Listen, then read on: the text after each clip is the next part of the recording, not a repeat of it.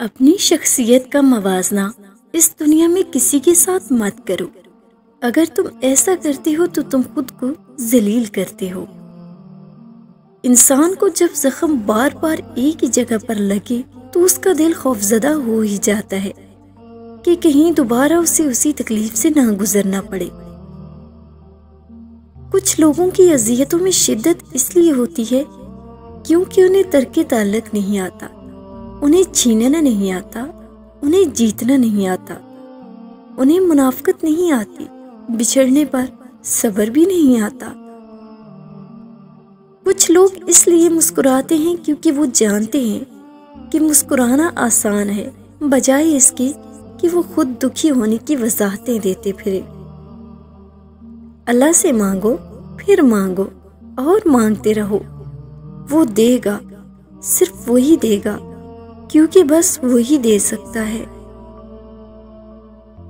اپنی طرف سے بھرپور کوشش کیجئے، سخت محنت کیجئے، طریقہ صحیح اور جائز اختیار کیجئے، دعا کیجئے، پر امید رہیے اور نتیجہ خدا پر چھوڑ دیجئے۔ جب انسان کی محنت غلط ہو جائے تو یقین کمزور ہو جاتا ہے، اور جب یقین کمزور ہو جائے تو اعمال خراب ہو جاتے ہیں۔ اعمال خراب ہو جائیں تو انسان ناکامی کا راستہ اختیار کر لیتا ہے۔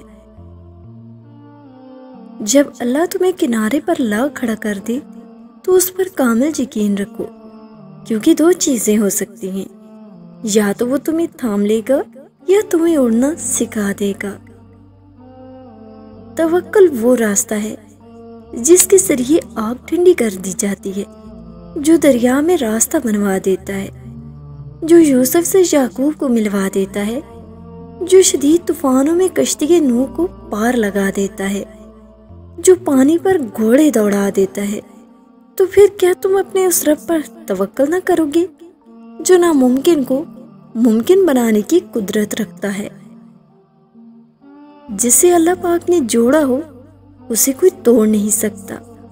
جس آنکھ نے تشکر کے آنسو بہائے ہوں اسے غم سے زیادہ کوئی رلا نہیں سکتا۔ جس دل نے اللہ پاک پر توکل کرنا سیکھ لیا ہو اسے پھر ماضی کے اندھیرے اور مستقبل کے خوف نہیں ستاتے۔ جس نے یہ مان لی ہو کہ اللہ پاک ہی ہنساتے ہیں اور وہی رلاتے ہیں، تو پھر اسے لوگوں کے ظالم اور خود کے مظلوم ہونے کے نفسیاتی مسئلے پیش نہیں آتے۔ کبھی کبھی اللہ تعالیٰ ایسی خواہشات میں ہمارا دل لگا دیتا ہے جنہیں ملنا ہمارے نصیب میں نہیں ہوتا۔ کیوں؟